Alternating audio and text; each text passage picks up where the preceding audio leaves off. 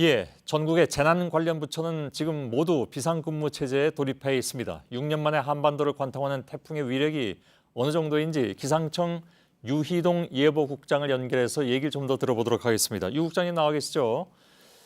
자, 태풍의 기상청 예보국장입니다. 예상 경로에 따라서 영향을 받는 지역과 강도가 달라질 수밖에 없는데 우선 기상청에서 현 상황에서 어느 지역의 피해가 가장 우려되고 있습니까?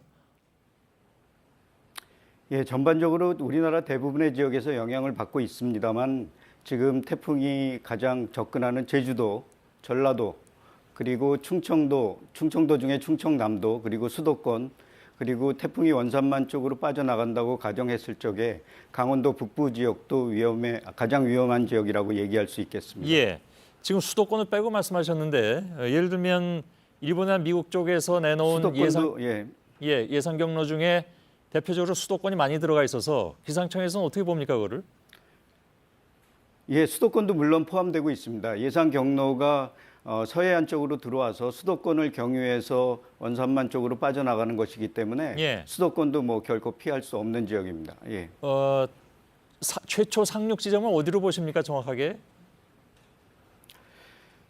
저희가 지금까지 분석에 의하면 충청남도 서해안 태안반도 쪽으로 보고 있습니다. 그렇지만 저희 중위도 쪽으로 올라오는 경우에는 그 몇십 킬로 정도의 상륙 지점이 중요한 것이 아니라 영향 반경, 강풍이나 폭우에 대한 피해 반경이 더 중요하다고 생각을 하고 있습니다. 예. 근데 예를 들어서 미국의 기상청 같은 경우에 이제 태풍국이 되겠죠. 거기서는 인천 쪽을 얘기하기도 해서 그거는 우리하고 좀 다른 게 있는 것 같은데 물론 전체적으로 보면 큰 차이가 안 난다고 할 수도 있겠지만 미국과 일본과 차이가 나는 경우는 그건 왜 그런 겁니까? 글쎄요, 각국에서는 분석하는 도구들도 다르고요. 분석하는 예보관들도 다르기 때문에 자국에서 분석한 가장 최선의 결과들을 내고 있기 때문에 항상 같을 수는 없습니다. 그리고 지금 나온 미국, 일본의 결과들을 보면 저희가 분석한 바에 의하면 저희랑 결코 그렇게 차이가 나는 것이라고 보지는 않고 있습니다. 왜냐하면 조금 북쪽이나 조금 남쪽으로 꺾여지는 경우에도 우리가 가장 중요하게 생각하는 피해 영향 반경은 거의 비슷한 모습을 보이고 있기 때문입니다. 예. 근데 어디로 상륙하느냐가 아무래도 신경이 쓰일 수밖에 없는 것이 예를 들면 인구 밀집 지역이냐 아니냐 하는 부분도 있을 테고 또 그에 따라서 예를 들면 태풍의 동쪽이냐 서쪽이냐도 나눠서 생각해 볼 필요가 있기 때문에 그래서 아무래도 관심이 갈 수밖에 없는 그런 상황인 것 같습니다. 그러면 미국이나 일본 쪽하고 우리하고 달리 판단하는 가장 핵심적인 근거가 뭘까요? 북태평양 고기압의 확장 여부에 대한 분석이 조금씩은 차이가 있다고 보는데요. 그 사실은 지금 그 차이를 보시면 사실 10km, 20km 내외로 들어오는 그 범위가 굉장히 작습니다. 근데 이게 지나가다 보니까 굉장히 나중에는 큰 차이처럼 보이고 있지만 우리나라에 영향을 주는 범위는 세 나라가 거의 비슷하다고 보시면 될 것 같습니다. 알겠습니다. 그러면 그 편차에 굳이 매달리지 않도록 하겠습니다. 말씀하신 대로 전국이 영향권에 드는 것이고 그 피해는 어디서든지 날 수 있는 것이니까요. 알았습니다. 근데 그 강도가 예를 들어서 2010년에 곰파스 때를 많은 분들이 기억을 하십니다. 그때 바로 수도권으로 새벽에 들어왔기 때문에 저도 그때 새벽에 나가다가 이제 간판들을 피해가면서 운전했던 기억이 나서 그때 생각하면 아주 아찔하기도 한데 곰파스하고 비교하면 상당히 강합니까, 이번 태풍이? 상당히 강하다고는 볼 수 없지만 최소한 곰파스 이상은 될 것이라고 보고 있고요. 곰파스보다는 더 강한 것은 분명하다고 판단하고 있습니다.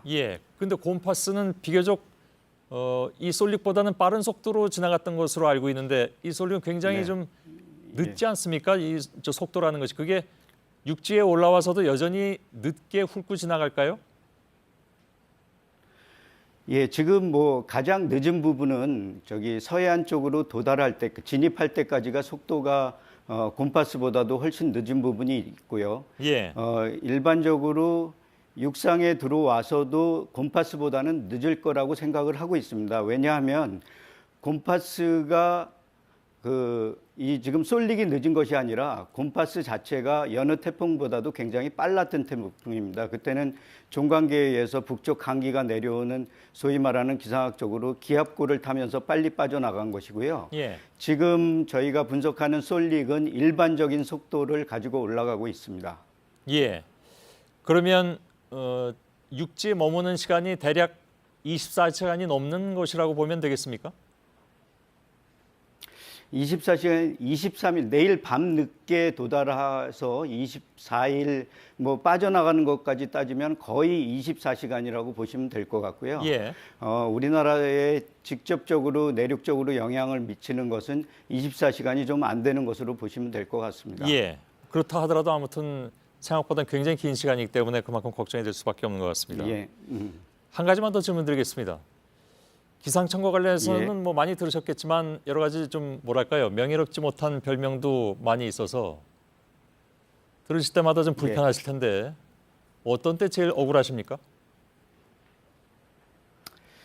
글쎄요, 뭐 말씀하시는 것처럼 여러 가지 뭐 저희 별명들이 여러 가지가 있습니다. 그런데 저희가 뭐 잘못한 것들은 뭐 잘못했다고 비난을 받으면 저희가 고쳐 나갈 수 있는데 엉뚱한 얘기들이 나오는 경우가 있습니다. 예를 들면 어쩔 수 없는 경우, 그 범위라든가 이런 부분들이 과학적인 한계에 있는 부분조차도 인정을 못 해주는 부분에 있어서는 그 부분에 있어서는 저희가 뭐 어떻게 당장 고칠 수 없는 부분인데 그런 비난을 받아야 되는 상황에 있어서는 예. 매우 불편하고 좀 많이 마음이 아픕니다. 예.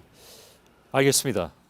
불편함은 잠시 사기치고 내일과 모레 태풍을 잘 좀 대비해 주셨으면 좋겠습니다. 알겠습니다. 예, 여기까지 듣죠. 그러겠습니다. 고맙습니다. 예. 예, 고맙습니다. 예.